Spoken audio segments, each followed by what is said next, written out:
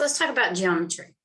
You're given points on a line, and we know what the midpoint is, and we're trying to determine a value of some point.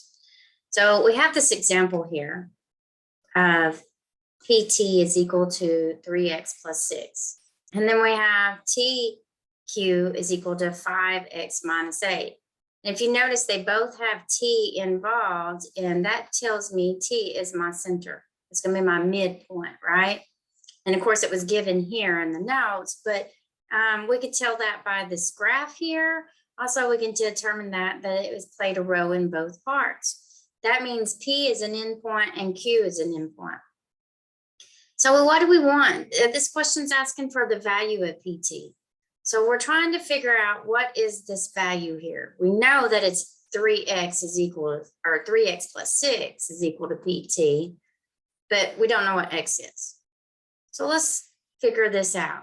In order to do that, then I'm going to set up my equation as 3x plus 6 is equal to this other side, because in order to determine what's the x value, we need to figure out the whole in order to figure out the half. All right. Or, well, then we're going to get to half and we'll get the exact point. Does that make sense? So now I noticed that I have 3x plus 6 equals to 5x minus 6. Well, and excuse me, 8.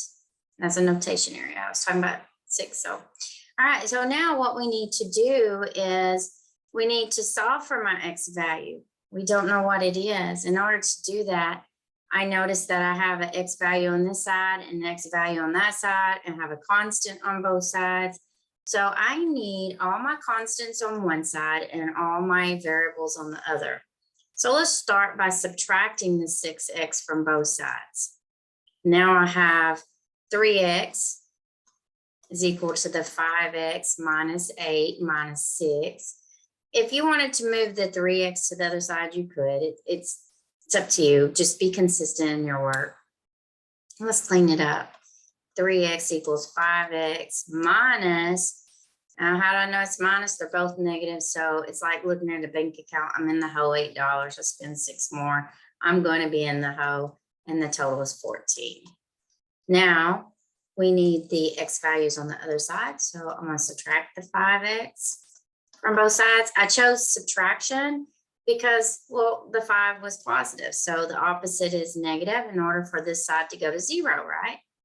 And the same with the 6 over here. All right. Now I have 3x minus 5x gives me a negative 2x minus, or is equal to a negative 14. Okay, we're almost there. We need to figure out what is x in order to figure out what PT is. And the coefficient is the number on the variable. In this case is x. So whatever's on here needs to be a positive 1. If it's not a positive 1, you got to do some work. Well, we notice it's a negative, so that means I'm going to divide by negative, because negative divides negative is positive. And I need this to be a 1, so since it's a 2, I'm going to divide by 2. Now I got x is equal to negative divided by negative is positive.